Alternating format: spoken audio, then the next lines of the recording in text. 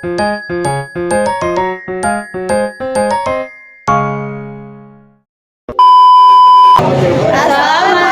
warahmatullahi wabarakatuh. Kami dari kelompok 9 Informatika kelas 11D ingin menjelaskan tentang mekanisme jaringan, penelusuran paket data, dan masalah traffic data. Dengan saya Nasya Fatul Ifani, absen 33. saya Swinita Naila, absen 20. Saya Sabna Nuri Zahra, absen 37. Saya Daniel Muhammad, absen 18. Kalian pernah kepikiran gak sih gimana data bisa dikirim dari satu komputer ke komputer lainnya? Nah, laptop kamu bisa terhubung ke internet, itu gimana sih caranya? Jadi di video ini kita akan bahas perangkat jaringan. Nah, perangkat jaringan digunakan untuk menghubungkan komputer dan mengatur pengiriman data. Pertama ada komputer server, yaitu komputer berspesifikasi tinggi yang memberi layanan kepada klien. Nah, layanannya itu berupa penyimpanan file, database, web atau app server, gateway internet, printer atau scanner server. Nah, berfungsi sebagai pusat koordinasi dalam jaringan.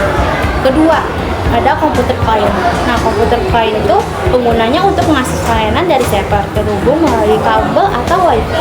Jumlahnya lebih banyak dari server. Perangkat lain seperti printer dapat menjadikan klien jika terhubung ke jaringan. Selanjutnya ada kartu jaringan. Nah, perangkat pada komputer untuk terhubung ke jaringan. Nah, kartu jaringan itu ada jenisnya. Apa itu jenisnya? Yaitu pertama ada NTCA kabel atau Ethernet, itu memakai port RJ45. Wireless itu atau WiFi memakai gelombang radio, fungsinya mengirim dan menerima data. Selanjutnya ada kabel dan konektor jaringan, yaitu ada kabel koaksial, itu konduktor tunggal dengan isolator.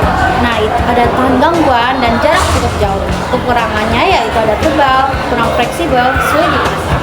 Nah, jarang digunakan pada LAN modern. Selanjutnya ada kabel UTP, itu paling umum. Petasan kabel tembaga dipilih dan menggunakan konektor RJ45.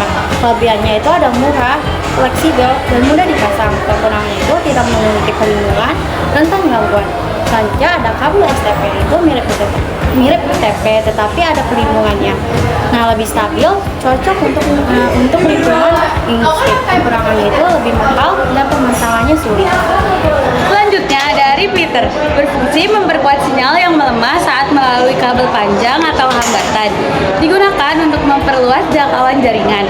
Jika sinyal sudah melemah sebelum mencapai tujuan, repeater menguatkan kembali sinyal tersebut sehingga data tetap bisa dikirimkan dengan baik.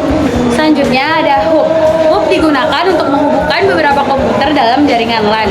Fungsi hub yakni membagi jalur komunikasi sehingga beberapa komputer bisa terhubung dalam jaringan. Namun, hub tidak bisa memilih kemana data akan dikirim. Semua data dikirim ke semua port. Nah, selanjutnya ada switch, yaitu perangkat jaringan yang mampu mengatur aliran data agar tidak tabrakan. Berbeda dari hub, switch hanya mengirimkan paket data ke tujuan yang tepat, bukan ke semua node. Switch bekerja pada layer data link dan membuat jaringan lebih efisien. Selanjutnya ada router. Router digunakan untuk menghubungkan beberapa jaringan yang berbeda. Router membaca alamat IP tujuan dalam paket untuk menentukan rute terbaik. Ada router home atau consumer dan dedicated router. Untuk backbone atau jaringan yang lebih besar, router memiliki tabel routing untuk menentukan jalur tercepat.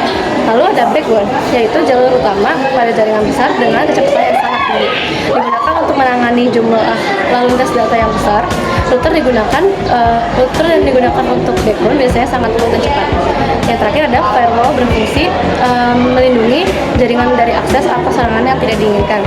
Firewall dapat berupa perangkat fisik atau perangkat lunak. Jika paket data dianggap berbahaya, firewall akan memblokirnya. Selanjutnya ada mekanisme pengiriman data. Paket data dikirim menggunakan protokol jaringan tertentu seperti TCP atau IP yang bekerja melalui beberapa layer. Yang pertama ada application layer, HTTP, FTP, dan SMTP. Transport layer, TCP, terhubung, IP tanpa koneksi. Internet layer, IP address, routing. Terakhir network access layer, menangani perangkat seperti internet. Kemudian yang keenam itu ada header dan paket data. Jadi setiap paket data memiliki header berisi informasi penting seperti alamat pengirim dan alamat penerima. Router ini membaca header untuk menentukan jalur pengiriman data. Nah, dan data ini tuh dikirim melalui rute tercepat, tetapi bisa berbeda-beda tergantung kondisi jaringan. Yang ketujuh, ada menelusuri paket data. Ini digunakan untuk melihat jalur yang dilalui paket data menuju alamat tertentu. Ini tuh juga bisa dilakukan melalui command prompt dengan perintah. Yang ke-8 itu adalah masalah trafik jaringan. Beberapa masalah yang sering terjadi itu yang pertama ada scalability.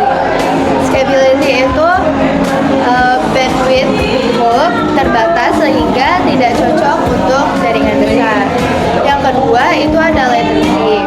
Latency itu waktu tunda meningkat jika node semakin banyak, terutama pada hub. Yang ketiga ada kegagalan jaringan. Ini tuh masalah pada satu perangkat bisa memengaruhi perangkat lain. Jadi kalau misalnya ada kegagalan jaringan di satu perangkat,